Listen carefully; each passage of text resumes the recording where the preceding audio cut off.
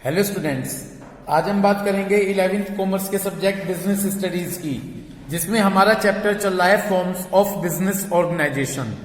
Last video में हमने discuss किया था कि जॉइंट स्टॉक कंपनी क्या होती है, और आज हम जो टॉपिक स्टार्ट कर रहे हैं वो टॉपिक होगा features of a joint stock company, कि जॉइंट स्टॉक कंपनी के क्या फीचर्स हैं। यदि मैं बात करूं जॉइंट स्टॉक कंपनी के फीचर्स की, तो फर्स्ट फीचर्स है सेपरेट लीगल एग्जिस्टेंस।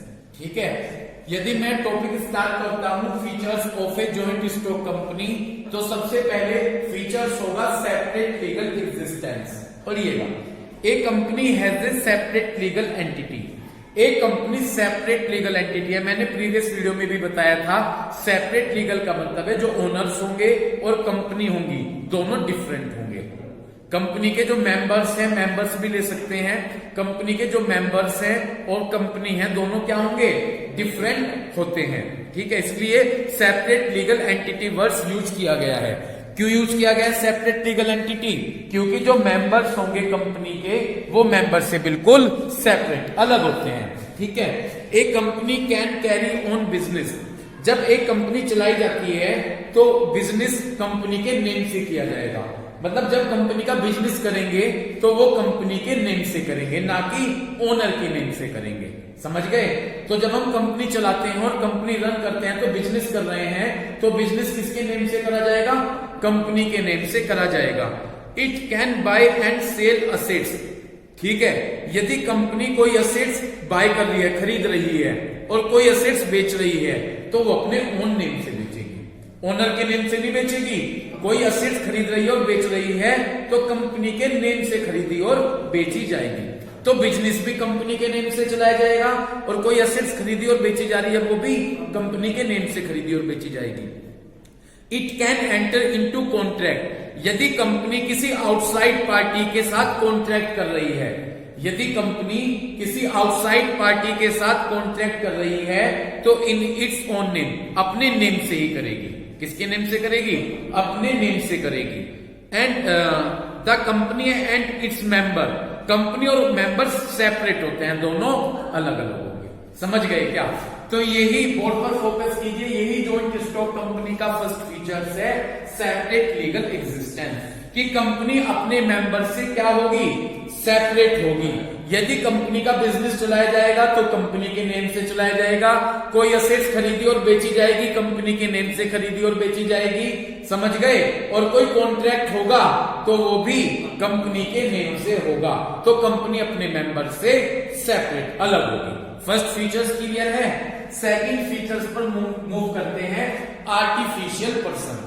पहले मेरी बात सुनो, मैंने प्रीवियस वीडियो में बताया था कि हम सभी लोग तो बोर्ड के द्वारा क्रिएट किए गए हैं, लेकिन कंपनी लॉ के द्वारा क्रिएट की गई है। किसके द्वारा? लॉ, यानी कानून के द्वारा क्रिएट की गई है, इसलिए कंपनी को आर्टिफिशियल पर्सन कहा जाता है।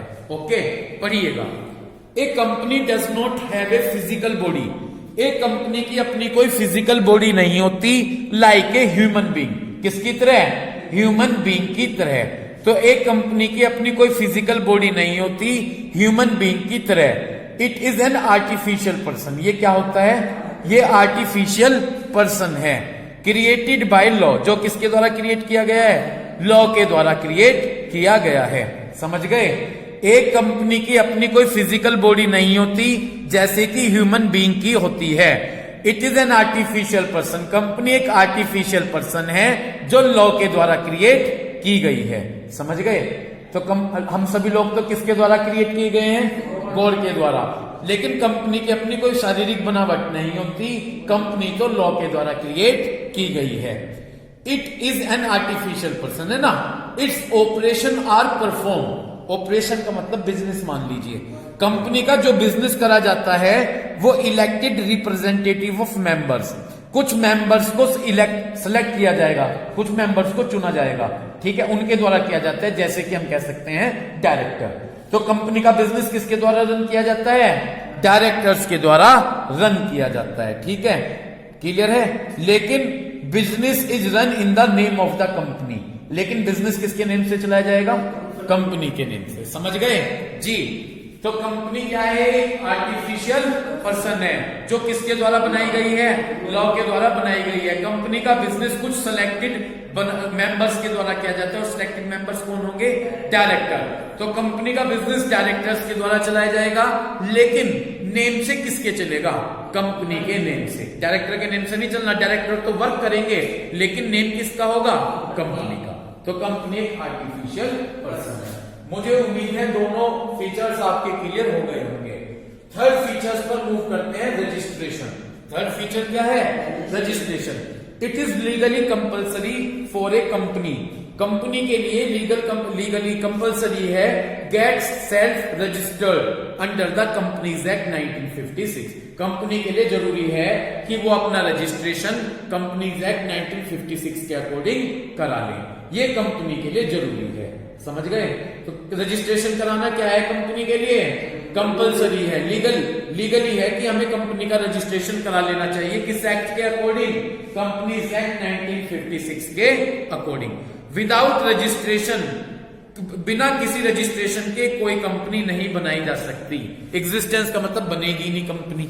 बिना रजिस्ट्रेशन के कंपनी नहीं एग्जिस्ट होगी, पर एग्जिस्ट का मतलब बनकर तैयार नहीं होगी। ठीक है, समझ में आ गई बात? बिना रजिस्ट्रेशन के कंपनी बनकर तैयार नहीं होगी। तो रजिस्ट्रेशन के लिए क्या कर, कंपनी बनाने के लिए क्या कंपलसरी है कि हम कंपनी का क्या कराएं? रजिस्ट्रेशन। तो थर्ड पॉइंट आपके क्लियर है क्या? यस, मैं सभी से पूछ रहा हूं। तो कंपनी का रजिस्ट्रेशन कराना क्या होता है? कंपलसरी। ठीक है, विदाउट रजिस्ट्रेशन कंपनी को नहीं बनाया जा सकता। तो बेटा तीनों पॉइंट क्लियर हो गए। ठीक, फोर्थ क्या है?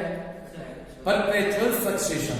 पहले मुझे सुने, कोई भी मेंबर आए कंपनी के अंदर या कोई मेंबर चला जाए, कंपनी पर उसका कोई फर्क नहीं पड़ेगा, कंपनी लगातार चलती रहेगी। किसी मेंबर की डेथ हो जाए, कोई मेंबर अनसाउंड माइंड पागल हो जाए, कंपनी पर उसका कोई प्रभाव नहीं पड़ेगा, बल्कि कंपनी लगातार चलती रहेगी।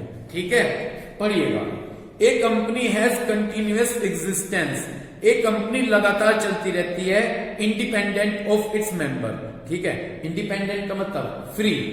इंडिपेंडेंट का मतलब क्या है? कंपनी अपने मेंबर से बिल्कुल फ्री होती है और लगातार चलती रहती है, मेंबर पर डिपेंड नहीं होती। कंपनी किस पर डिपेंड नहीं होती? मेंबर पर डिपेंड नहीं होती, बल्कि लगातार चलती रहती है। एक company is created by law. एक कंपनी लॉ के द्वारा क्रिएट की जाती है, तो कंपनी का एंड भी लॉ के द्वारा ही होगा। यस, तो एक कंपनी किस पर डिपेंड नहीं होती? मेंबर्स पर। एक कंपनी किसके द्वारा क्रिएट होती है? और लॉ के द्वारा ही वो एंड होगी। द डेथ, यदि किसी मेंबर की डेथ हो जाए, इंसॉल्वेंसी। जी पहले मुझे सुनो, इंसॉल्वेंसी का मतलब होता है यदि एक मेंबर के पास अपने पैसे तो कम हो और लोगों के पैसे ज्यादा देने हो, उसे इंसॉल्वेंसी कहते हैं। समझ में आ गई? जब हमारे अपने पास पैसे कम हो और हमें और पर्सन के पैसे ज्यादा देने हो, तो वो केस इंसॉल्वेंसी का होता है। तो मेंबर की डेथ, इंसॉल्वेंसी और इनकैपेसिटी को अनसाउंड माइंड मान सकते हैं, पागल। ठीक है, तो कोई मेंबर यदि डेथ हो गई, इंसॉल्वेंट हो गया और इनकैपेसिटी हो गई, does not affect the existence of the company. इसका कंपनी पर कोई प्रभाव नहीं पड़ेगा।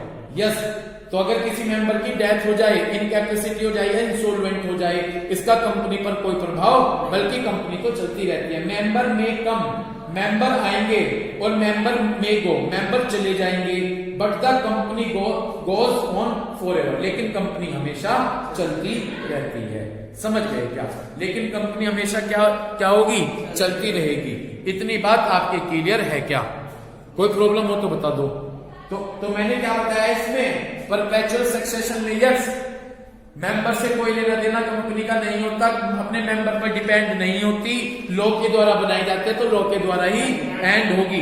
मेंबर की डेथ हो जाए, इंसॉल्वेंट हो जाए, इनकैपेसिटी हो जाए, किसी मेंबर पर इसका, कंपनी पर इसका कोई फर्क नहीं पड़ेगा, बल्कि कंपनी तो लगातार चलती रहेगी।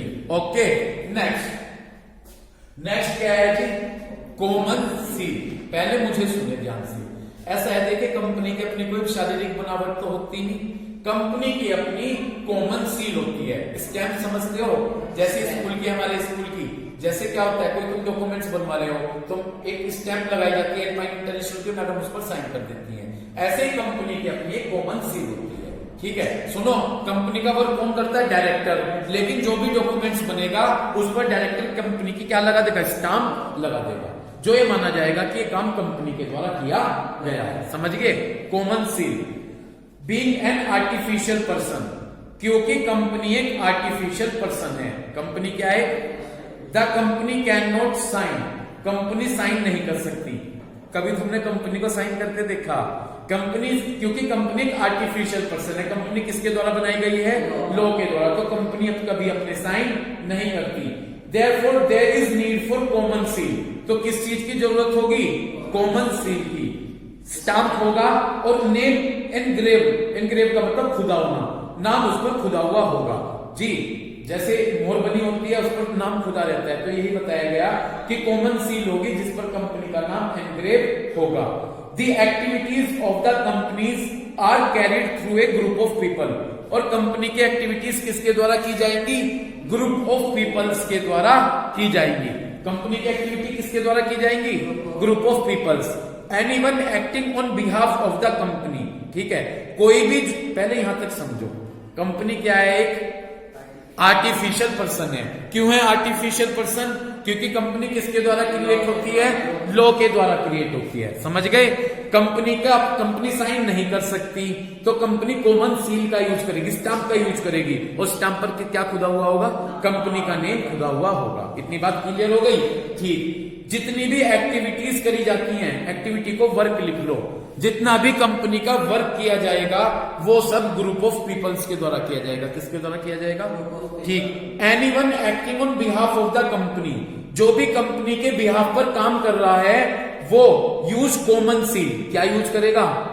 Common seal in place of signature of the company. वो कंपनी के बिहाफ पर कॉमन सील का यूज करेगा ताकि कंपनी को बाध्य किया जा सके। अगर सुनो उस पर, हाँ जी, कोई भी बंदा कंपनी के प्रति काम कर रहा, वो क्या लगा देगा? उस पर कंपनी की कॉमन सील लगा देगा, जिससे कंपनी बाइंड हो जाएगी कि ये वर्क किसने किया है। बस इतना है, समझ गए? तो कंपनी की अपनी क्या होगी? Common seal. कंपनी क्या साइन कर सकती है? कंपनी क्योंकि लॉ के द्वारा क्रिएट होती है, साइन नहीं कर सकती। कंपनी की कॉमन सील होगी जिस पर कंपनी का नाम होगा, ठीक है, खुदा हुआ होगा, ठीक है। एनग्रेव का मतलब खुदा हुआ होगा। इतनी बात क्लियर हो गई? इसके बाद इन्होंने ये बताया कि जितनी भी कंपनी की एक्टिविटीज की जाती हैं वो ग्रुप ऑफ पीपल्स के द्वारा की जाती हैं, और जो भी कंपनी के प्रति वर्क करेगा वो उस पर कॉमन सील लगा देगा, जो ये बात होगी कि वो वर्क किसने किया है? वो वर्क कंपनी ने किया है। That's all. इतनी बात क्लियर है? ठीक। नेक्स्ट, क्लियर हो गई बात आपके? नेक्स्ट है जी ट्रांसफरेबिलिटी ऑफ शेयर्स। ठीक है जी। नेक्स्ट क्या है हमारा? Transferability of shares. पढ़िएगा। The capital of the company is divided into shares. मैंने डेफिनेशन में भी बताया था, यदि तुमने सुना हो कि कंपनी में या तो मेंबर पैसा लगाएंगे या पैसा ना लगा के पैसा किस में लगाएंगे? शेयर्स में लगाएंगे। किस में लगाएंगे? शेयर्स। यही बात कह रखी है कि जो कंपनी की कैपिटल होगी वो डिवाइड की गई होगी किसमें? शेयर्स में। Shares of the company are freely transferred by its member, और जो शेयर्स होंगे वो मेंबर्स के द्वारा फ्रीली ट्रांसफर कर दिए जाएंगे। इतनी बात क्लियर हो गई? दोबारा सुनो, जब जो पैसा कंपनी में लगाया गया होगा वो शेयर्स में लगाया गया होगा। किस में लगाया गया होगा? शेयर्स में लगाया गया, और जो कंपनी में मेंबर्स होंगे वो फ्रीली शेयर्स को ट्रांसफर कर सकते हैं। इतनी बात क्लियर हो गई? दो बात सुनो, कंपनी में पैसा किस फॉर्म में लगा होगा, और जो मेंबर होंगे वो अपने शेयर को फ्रीली क्या कर सकते हैं? यानी उन पर कोई रेस्ट्रिक्शन नहीं है, वो अपनी मन मर्जी से अपने शेयर को किसी और पर्सन को बेच सकते हैं। ट्रांसफर का मतलब क्या है? बेच सकते हैं। ठीक है, पढ़िएगा। ए शेयर होल्डर इज फ्री, पढ़ लो, एक शेयर होल्डर फ्री है टू विड्रॉ हिज मेंबरशिप, अपनी मेंबरशिप खत्म करने के लिए कंपनी से, बाय सेलिंग हिज शेयर। वो अपने शेयर क्या कर सकता है? बेच सकता है। पहले यहां तक पढ़ो जी। कंपनी में जो पैसा लगा होगा शेयर्स में लगा होगा, और जो मेंबर्स होंगे वो अपने शेयर्स को फ्रीली ट्रांसफर कर सकते हैं, बेच सकते हैं, और बेचकर अपनी मेंबरशिप को खत्म कर सकते हैं। लेकिन एक बात इंपॉर्टेंट है, प्राइवेट लिमिटेड कंपनी में शेयर्स को इजीली ट्रांसफर नहीं किया जा सकता। पब्लिक कंपनी में तो शेयर्स ट्रांसफर हो जाएंगे, लेकिन प्राइवेट कंपनी में इजीली शेयर को ट्रांसफर नहीं किया जा सकता। समझ गए क्या? क्लियर है क्या बात? तो प्राइवेट कंपनी में इजीली शेयर ट्रांसफर कहां होंगे? पब्लिक कंपनी में। ये जो बताए जा रहे हैं कि शेयर इजीली ट्रांसफर हो जाते हैं, ये होंगे पब्लिक कंपनी में। पब्लिक कंपनी में शेयर को क्या किया जाएगा, इजीली ट्रांसफर कर दिया जाएगा। समझ गए? यहां तक पॉइंट्स क्लियर है? नेक्स्ट पॉइंट पर फोकस कीजिए, separation of ownership and control. क्या पॉइंट्स है जी? Separation of ownership and control. इसे बहुत ध्यान से पढ़िएगा। Company form of business is owned by the shareholder. जो कंपनी का बिजनेस है वो शेयर होल्डर्स के द्वारा चलाया जाता है। तो जो कंपनी का बिजनेस है किसके द्वारा चलाया जाएगा? दी शेयर होल्डर इलेक्ट। अब ये शेयर होल्डर क्या करते हैं, अपने कुछ सिलेक्टिव मेंबर्स चुनेंगे, वो कहलाएंगे डायरेक्टर्स। सुनो, पहले मेरी बात सुनो। कंपनी में जो कंपनी का बिजनेस कौन चलाते हैं, लेकिन शेयर होल्डर होते हैं बहुत संख्या में। ठीक है, अब सारे इतने सारे शेयर होल्डर होंगे, वो मिलकर बिजनेस चलाएंगे तो बिजनेस में कंफ्यूजन हो जाएगा। वैसे तो कंपनी का बिजनेस शेयर होल्डर के द्वारा चलाया जाता है, लेकिन शेयर होल्डर होंगे बहुत ज्यादा, तो वो कुछ मेंबर सेलेक्ट कर लेंगे। उन मेंबर्स को हम क्या कहेंगे? डायरेक्टर। और उन डायरेक्टर्स के द्वारा कंपनी का बिजनेस चलाया जाए। वैसे तो कौन चलाएगा बिजनेस? Share holders. लेकिन शेयर होल्डर संख्या में होते हैं बहुत ज्यादा, तो शेयर होल्डर अपने कुछ इलेक्टिव मेंबर चुन लेते हैं, जिन्हें हम क्या कहते हैं? डायरेक्टर। उनके द्वारा कंपनी का बिजनेस चलाया जाता है। देखो ये लिखा है, who are called director of the company. Director manage and control of the activity of the company by appoint. अब डायरेक्टर्स किस तरह से कंपनी को मैनेज करते हैं? वो अपॉइंट करते हैं प्रोफेशनल एक्सपर्ट। क्या रखते हैं? उन एक्सपर्ट्स के द्वारा बिजनेस कंपनी को चलाया जाता है। लेकिन मैनेज करेंगे डायरेक्टर ही, लेकिन काम किससे करवाएंगे? प्रोफेशनल एक्सपर्ट से। ये है जी। वैसे तो कंपनी किसके चलाई जाएगी? Share holder. लेकिन शेयर होल्डर होते हैं बहुत ज्यादा संख्या में, तो वो अपने कुछ इलेक्टेड मेंबर्स चुन लेते हैं, जिन्हें हम क्या कहेंगे? और डायरेक्टर। वो डायरेक्टर्स कंपनी को मैनेज करेंगे। समझ रहे हैं? लेकिन काम किससे कराएंगे? प्रोफेशनल एक्सपर्ट से। Okay. And the last point is limited liabilities. ठीक है, जो लायबिलिटीज होगी मेंबर्स की, पढ़िएगा। The liabilities of the member of the company is limited to the extent of their share capital in the company. जितनी member ने share capital लगा रखी है उतने तक की उसकी रेस्पॉन्सिबिलिटी होगी। सुनो, जैसे कल को यदि कंपनी में लॉस हो जाता है, ठीक है, मैंने पार्टनरशिप में बताया था, पहले मैं पार्टनरशिप का बता दूं। एक तो सोल प्रोप्राइटरशिप में बताया था। सोल प्रोप्राइटरशिप का मतलब है जहां सिंगल पर्सन होता है। क्या था?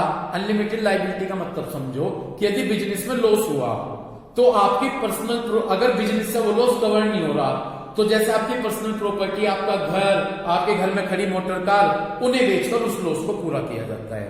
ये तो है अनलिमिटेड लायबिलिटी। समझे? क्या है अनलिमिटेड लायबिलिटी? यदि बिजनेस में लॉस हो गया तो जो आपकी बिजनेस से वो लॉस कवर नहीं हो रहा, तो आपकी जो पर्सनल प्रॉपर्टी है उसे बेचकर उस लॉस को कवर किया। लेकिन कंपनी में ऐसा नहीं होता। कंपनी में मेंबर्स की लायबिलिटी क्या है? लिमिटेड। जितना पैसा उन्होंने शेयर्स में लगा रखा उतनी ही उनकी जिम्मेदारी होगी। यदि कल को लॉस होता है तो वो केवल कहां तक जिम्मेदार होंगे? जितना मेंबर ने पैसा कंपनी में शेयर्स में लगा रखा है उतने तक की जिम्मेदारी उनकी होगी। समझ गए? अगर कंपनी में लॉस हो गया तो उस लॉस को पूरा करने बस कहां तक होगा? जितना पैसा मेंबर्स ने शेयर्स में लगा रखा होगा। पढ़िए, the liability of the member of the company. जो कंपनी के मेंबर्स होंगे उनकी लायबिलिटीज लिमिटेड होती है। कहां तक? जहां तक उन्होंने, अंडरलाइन कर लीजिए, जहां तक उन्होंने शेयर कैपिटल कंट्रीब्यूट की होगी कंपनी में। यानी जितना पैसा उन्होंने शेयर्स में लगाया होगा उनकी वहां तक की रेस्पॉन्सिबिलिटी होगी। जैसे एग्जाम्पल पढ़िए, एक मेंबर ने 1000 शेयर खरीद रखे हैं। कितने शेयर खरीदे? 1000। 10 रुपीज का है, तो उसकी लायबिलिटी केवल कहां तक है? 10,000 रुपए तक। 1000 की 10 में मल्टीप्लाई, तो उसकी रेस्पॉन्सिबिलिटी कहां तक होगी? ओनली 10,000 रुपीज तक की होगी। तो कंपनी में मेंबर्स की लायबिलिटीज कैसी होगी? लिमिटेड। कैसा समझ में आया था? सही समझ में आ गया? Next topic, advantages of joint stock company. अब जॉइंट स्टॉक कंपनी के हम एडवांटेजेस डिस्कस करेंगे। फर्स्ट एडवांटेज है लार्ज अमाउंट ऑफ कैपिटल। क्या है जी? बढ़िए, बिगेस्ट एडवांटेज ऑफ कंपनी, यदि आप कंपनी का बिजनेस कर रहे हैं तो it can collect large amount of capital. तो ये लार्ज अमाउंट ऑफ कैपिटल इकट्ठी कर सकते हैं by issuing of shares to general public. सुनो, कंपनी क्या करती है, मेरी बात सुनो, कंपनी क्या करती है, मार्केट में शेयर इशू करती है। कंपनी क्या करती है, मार्केट में शेयर इशू करती है। जब मार्केट में शेयर इशू करेगी, समझ रहे हैं मेरी बात, तो लोग खरीदेंगे और कंपनी को क्या देंगे, पैसा देंगे, यही बताया। तो कंपनी क्या करती है, पब्लिक को शेयर इशू करके बहुत सारी कैपिटल इकट्ठी कर सकती है, ये बात बताई उन्होंने। समझ गए? दोबारा रिपीट करूंगा, इट कैन, कंपनी कलेक्ट कर सकती है लार्ज अमाउंट ऑफ कैपिटल, क्या इशू करके, शेयर्स, जनरल पब्लिक को। तो कंपनी पब्लिक को शेयर इशू करके बहुत सारी कैपिटल इकट्ठी कर सकती है। क्लियर हो गया? ठीक। The people having small saving, जिन पर्सन की स्मॉल सेविंग होगी, कम बचत होती है, वो भी कंपनी के शेयर खरीद सकते हैं, क्योंकि कंपनी के शेयर का प्राइस वेरी स्मॉल, बहुत क्या होता है, कम होता है। मान लीजिए 10 रुपए का शेयर होगा, 20 रुपए का शेयर होगा, ठीक है, 100 शेयर खरीदोगे 2000 के आ जाएंगे। ठीक है, समझ में आ गई बात? मैं एक एग्जांपल बता सकता हूँ। कुछ साल पहले मेरे पापा शेयर्स का काम करते थे, तो मैं इस चीज में आपको बता सकता हूँ। ठीक है, उस टाइम, अब से 10-12 साल पहले की बात है, रिलायंस कैपिटल के शेयर आते थे, सबसे महंगा था रिलायंस कैपिटल का शेयर। एक शेयर 280 रुपए का था, तो 10 शेयर खरीदोगे तो 2800 रुपये, 100 शेयर खरीदोगे तो 28,000 के। ठीक है, इस तरह का था। इतनी बात क्लियर हो गई?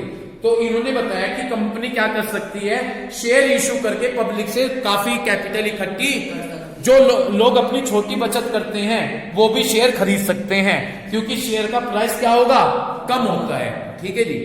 Apart from share capital, share capital के अलावा कंपनी क्या कर सकती है, लोन ले सकती है फाइनेंशियल इंस्टीट्यूशन से। फाइनेंशियल इंस्टीट्यूशन को बैंक लिख लो। अच्छा, एक बात, एक तो कंपनी ने शेयर इशू करके पैसा ले लिया, इसके अलावा कंपनी बैंक से लोन भी ले सकती है। अंडरलाइन कर लो, इशू ऑफ डिबेंचर, डिबेंचर भी इशू कर सकती है। ठीक है, सुनो, मान लीजिए मेरी कंपनी है, मैं आपको डिबेंचर दे रहा, आपने डिबेंचर खरीदे, मुझे लोन दे दिया, तो इस तरह से भी कंपनी लोन ले सकती है। 3 तरीके बताए। एक तो क्या इशू करेगी, शेयर इशू करेगी, पब्लिक को लेकर कैपिटल इकट्ठी कर सकती है, लोन ले सकती है बैंक से। ठीक है, और थर्ड क्या कर सकते हैं, डिबेंचर इशू करके, डिबेंचर भी इशू करके पैसा इकट्ठा कर सकती है। समझ गए? तो पहला पॉइंट यही था, लार्ज अमाउंट ऑफ कैपिटल, कि कंपनी काफी कैपिटल इकट्ठी कर सकती है। इतनी बात आपकी क्लियर हो गई क्या? ठीक। सेकंड पॉइंट पर फोकस कीजिए। सेकंड पॉइंट में क्या बताया गया है, सेकंड पॉइंट में बताया गया है लिमिटेड लायबिलिटी। सेकंड पॉइंट में क्या बताया गया है, जो लायबिलिटी होगी मेंबर्स की कंपनी की, वो लिमिटेड होगी। अभी बताया था ऊपर पॉइंट, मैंने लिमिटेड लायबिलिटी में बताया था। क्या बताया था लिमिटेड लायबिलिटी में, कि जो मेंबर्स होंगे उनकी लायबिलिटी क्या होगी, लिमिटेड होगी। उनकी लायबिलिटी क्या होगी, उनकी लायबिलिटी लिमिटेड होगी। ठीक है, तो चलिए अपने पॉइंट पर कंसीडर कीजिए। इस पॉइंट में बताया गया कि क्या, limited liability, the liability of member of the company is limited to the extent of their share capital contribution in the company। Member की लायबिलिटी लिमिटेड होगी, कहां तक, जितनी उन्होंने शेयर कैपिटल लगा रखी है, केवल वहीं तक उनकी रेस्पॉन्सिबिलिटी होगी। ठीक है, क्लियर है क्या? तो कहां तक होगी मेंबर की लायबिलिटी, जहां तक उन्होंने शेयर कैपिटल में पैसा। ऊपर एक एग्जाम्पल आया था इसमें, देखो ऊपर वाले पॉइंट में, एक मेंबर ने 1000 शेयर खरीद रखे हैं, 10 रुपए का है, तो रेस्पॉन्सिबिलिटी 10,000 तक की हो गई। यानी जितना उन्होंने शेयर कैपिटल में पैसा लगा रखा होगा, उनकी रेस्पॉन्सिबिलिटी वहीं तक की होगी। समझ गए भाई? तो मेंबर्स की लायबिलिटी कैसी होगी, कैसी होगी, लिमिटेड, यानी जहां तक उन्होंने शेयर कैपिटल लगा रखी होगी, उनकी लायबिलिटी वहीं तक की होगी। नेक्स्ट पॉइंट, कंटिन्यूटी और स्टेबिलिटी। नेक्स्ट पॉइंट क्या है जी, कंटिन्यूटी और stability. The company form of business enjoy perpetual succession. Yes, ये था, किसी मेंबर की डेथ हो जाए, कोई मेंबर इंसॉल्वेंट हो जाए, ठीक है, या इनकैपेसिटी आ जाए, कंपनी पर उसका कोई फर्क नहीं पड़ता, बल्कि कंपनी लगातार चलती रहती है। तो कंटिन्यूटी और स्टेबिलिटी में यही बताया गया है कि यदि किसी मेंबर की डेथ हो जाए, मेंबर इंसॉल्वेंट हो जाए, और इनकैपेसिटी का मतलब मैंने क्या बताया था, अनसाउंड माइंड, वो पागल हो जाए, तो कंपनी चलती रहती है, कंपनी पर उसका कोई फर्क, क्योंकि कंपनी लॉ के द्वारा बनाई गई है और लॉ के द्वारा ही वो एंड होगी। तो मेंबर की डेथ, इनकैपेसिटी और अनसाउंड माइंड, इनका कंपनी पर कोई फर्क नहीं पड़ता, बल्कि लगातार कंपनी चलती रहती है। बस आज हम यहीं तक स्टडी करेंगे, जिसमें हमने देखा कि जॉइंट स्टॉक कंपनी के क्या फीचर्स हैं। हमने 8 फीचर्स स्टडी किए और जॉइंट स्टॉक कंपनी के एडवांटेज हमने 3 पॉइंट्स तक कवर किए। Thank you.